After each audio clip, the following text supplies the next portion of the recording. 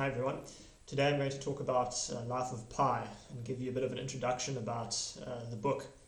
This is really to help anybody who's reading the book for the first time, to introduce you to the book, some of the things that it talks about,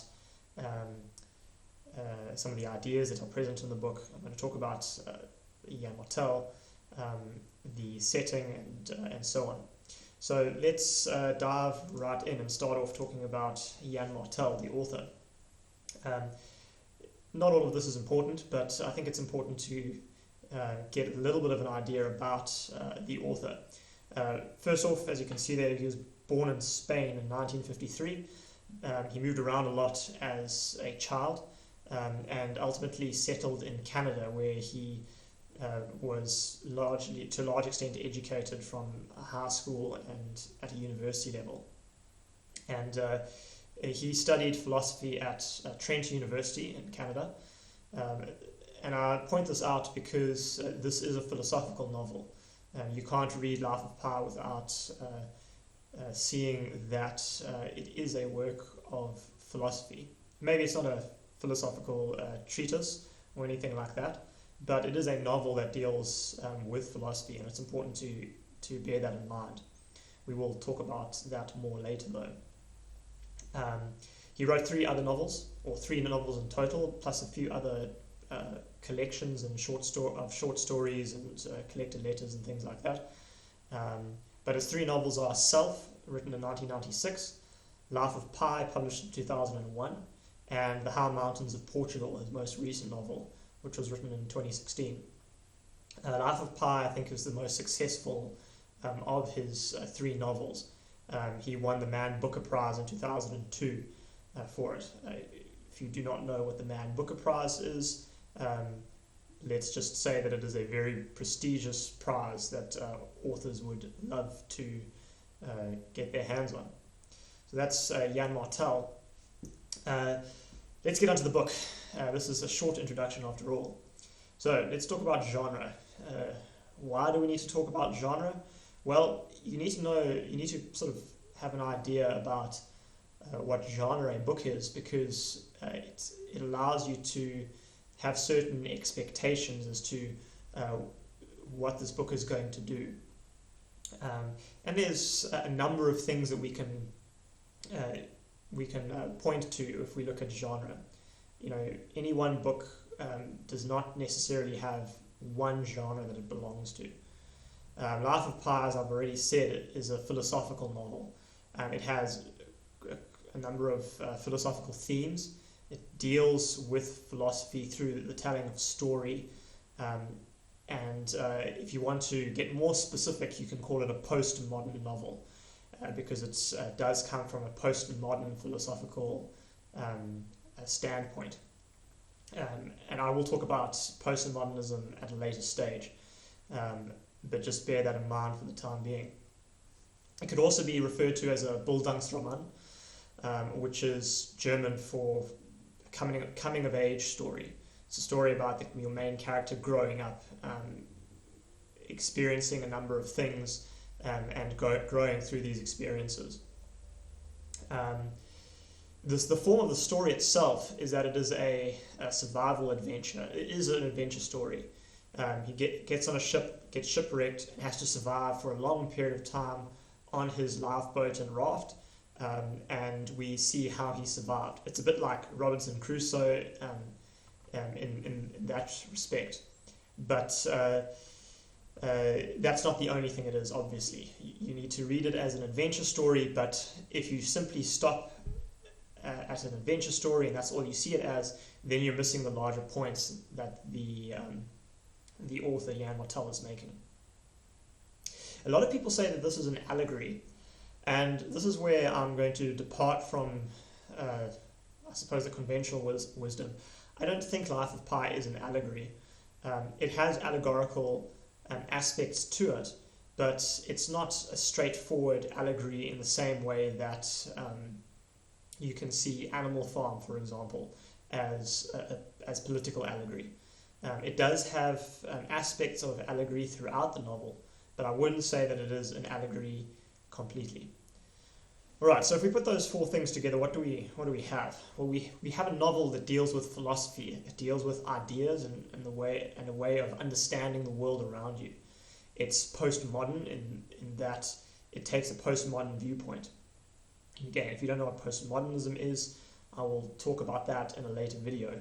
But very, very briefly, it has a lot to do with the nature of truth and the understanding of the world. It is also a story about growing up. And so when we read of his adventures out at sea, his home life before he gets shipwrecked and loses his family, and so on, we should also view it through the lens of a story that provides insight into the progress, or the process rather, of growing up and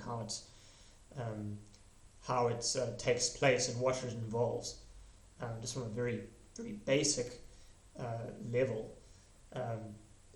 Him getting chucked off the Tsum into the ocean can be likened to the process that everybody should go through of getting chucked out of the nest and having to make one's own way through life.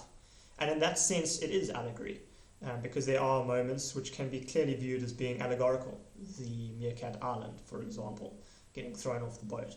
This is allegory. But if all one sees is allegory, then you're going to miss a lot of the more subtle and finer points. And then we can also expect it to be something that is relatively entertaining. It is an adventure story, so we are going to be confronted with moments of crisis. We're also going to be confronted with moments of excitement, and we're going to follow his path to survival as he crosses the Pacific Ocean. That's our genre. Then just a note about the setting, and you will see a map on your screen here. This book starts off as being set in Pondicherry, India, right? You can see it over there. That is where it is set, at least initially, and eventually his family leave India for various reasons, which you should be familiar with from reading the book. And you then have Pa's journey from Pondicherry, India, and crossing the Pacific Ocean until he gets to Mexico over there, which is a fair distance indeed. However, you shouldn't forget that the sort of frame narrative that frames this entire story takes place in Canada, because that's where the Pi of later life is telling the story to our imaginary author. And we should also bear in mind that there are 4 parts to this novel. It starts off with the author's note. That is the part of the frame story, if you will, the story that frames the actual survival story of Pi and provides us with context. That comprises of the author telling us how he came on, or the imaginary author, the supposed author, the fictitious author, whatever you want to call him. It starts with him telling us about his travels to India, and then we see him meeting Pi and talking about that. Part 1 is set in 1970s India. It's very much set in Pa's childhood, in the zoo of Pondicherry, which his father owned. Not the land at least, but the animals and the business. Part 2 starts from their ill-fated departure from India for Canada, and it takes place on the lifeboat across the Pacific Ocean. We also see Pi on his raft for a time, and we see Pi on the Meerkat or Carnivorous Island for a time as well, before he washes up on the shores of Mexico. And that's where Part 3 takes place. Part 3 largely takes place in Mexico. It is true to say that from time to time we have brief interludes where we see Pi's current home, that is Pi as a grown-up, as an adult. And we have the frame narrator, the fictitious author talking about his impressions of Pa's home and Pa's cooking and his Pa's family in the current time, or the present time rather. And that's where we get a little bit of complexity coming into this novel. You have a number of different narrators. For much of the book, you have Pa being the narrator. He tells us through first-person narration what happens to him. He explains his thought processes, his actions, what he did, why he did them. We hear about his adventures with Richard Parker. We hear about how he tames Richard Parker, how he survives on the lifeboat, what his childhood was like, how much he misses his family on the boat, and so on and so forth. This is all first-person narration from Pa's perspective. He's involved in the story. He tells us about the story from a point in the future, and then he looks back at it. But that's very much how much of the story is told. However, there is another narrator in the story, and that is the supposed or fictitious author. It's not Jan Martel. It's a created persona who supposedly meets Pa as a real person and interviews him, and gets to hear this amazing story. Those are the two narrators that we have in the story. So that's a brief look at the 4 parts of the story, the structure. We've also talked briefly about the setting, and we've talked about the narrator. Let's move on to talk about the last thing I'd like to deal with today, and that is some of the major themes and issues of the novel. And the first thing that I've put down here for you is the issue of truth and reality stroke storytelling. You'll see if you read a lot of the study guides that you may well make use of or be given. You will find that pretty much everybody highlights storytelling as a major issue in Life of Pi. And this is true. This book is about storytelling.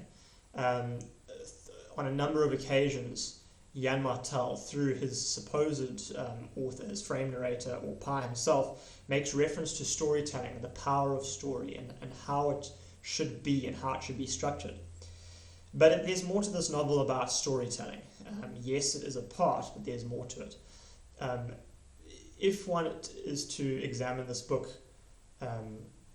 carefully and critically, you'll find that it's got a lot to do with truth and reality. What is truth? What can we know about truth? What is reality? How does storytelling and story in general relate to reality, and what should the relationship be? These are some of the questions that we have to answer when we read Life of Pi. Life of Pi also deals with religion and its effects on the individual and those around the individual.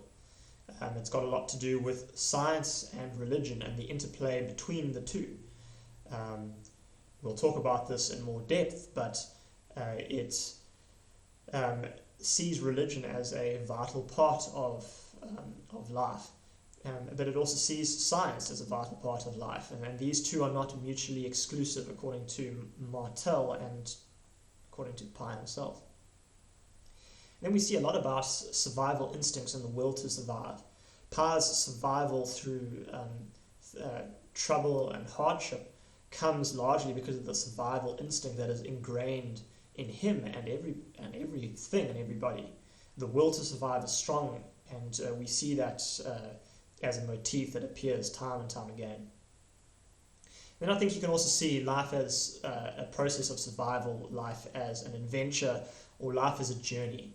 And this is illustrated for us quite graphically through Pi's journey across the Pacific Ocean. As I've already mentioned in this class, or whatever you want to call it, as I've already mentioned though, Pi's journey across the Pacific can be likened to the journey everybody faces through life, filled with unexpected twists and turns, filled with hardship and suffering, but also filled with great cathartic moments. And through looking at and discussing Pa's journey throughout his time on the Pacific Ocean, we can also reflect on our own journeys throughout life. So that's a brief introduction to Life of Pi. We'll look at some of the major themes and issues more closely as we deal with the author's note specifically, and then parts 1, 2, and 3 in later videos. If you have any questions or any comments that you'd like to make, get hold of me, and I'll be happy to talk about this stuff with you.